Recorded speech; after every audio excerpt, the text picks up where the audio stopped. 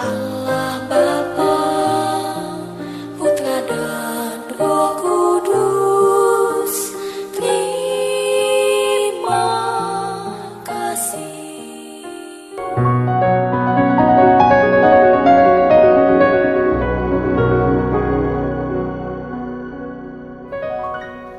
Shalom, selamat pagi. Sate pagi hari ini bertemakan sayangilah bumi. Adapun firman Tuhan terambil dari Kejadian pasal 1 ayat 28. Allah memberkati mereka, lalu Allah berfirman kepada mereka, beranak cuculah dan bertambah banyak, penuhilah bumi dan taklukkanlah itu. Berkuasalah atas ikan-ikan di laut dan burung-burung di udara dan atas segala binatang yang merayap di bumi. Melihat kondisi alam yang semakin hari semakin memprihatinkan, membuat pemerintah memutar otak berupaya untuk mengatasi keterpurukan alam. Pemerintah tidak hanya mengurusi pertumbuhan ekonomi, keamanan, dan kemajuan bangsa, namun mereka juga harus mengurus kondisi alam Indonesia dari Sabang sampai Merauke. Sanggupkah pemerintah mengerjakan tugas penting ini sendirian? Sebagian besar kerusakan alam disebabkan oleh rakyat sendiri yang kemudian meminta pemerintah untuk mengatasinya. Seandainya saja rakyat mau mematuhi aturan yang ada dengan tidak menebang pohon sembarangan dan membakar hutan, membuang sampah pada tempatnya, menggunakan barang-barang yang ramah lingkungan, melakukan penghijauan di lingkungan rumahnya sendiri, dan mendukung semua program perlindungan alam, tentu alam Indonesia tidak akan mengalami kerusakan separah yang dilihat hari ini.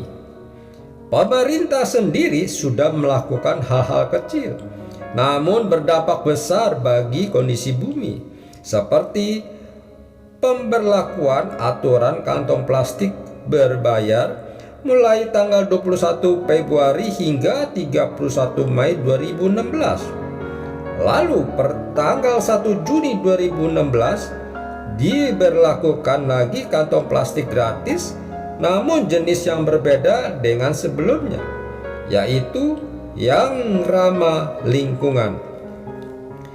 Tahukah kita bahwa plastik deterjen yang mungkin dalam pembuatannya tidak membutuhkan waktu lebih dari sehari, ternyata membutuhkan waktu sekitar 50 tahun agar dapat terurai, dan kantong plastik membutuhkan waktu sekitar 10 tahun. Ini artinya sebuah plastik bungkus permen sudah sangat berpotensi merusak lingkungan alam ini. Bila diperhatikan di Alkitab, sepertinya pemerintahan raja-raja di masa Alkitab tidak sampai mengurus aturan membuang sampah. Tidak ada undang-undang khusus melarang menebang pohon. Mengapa? Karena masyarakat pada masa ini masih hidup dekat dengan alam. Bahkan bisa dikatakan bahwa hampir semua perlengkapan kebutuhan hidup yang digunakan sangat ramah lingkungan, sehingga sampah-sampahnya mudah terurai karena berasal dari tanah, pohon, dan hewan.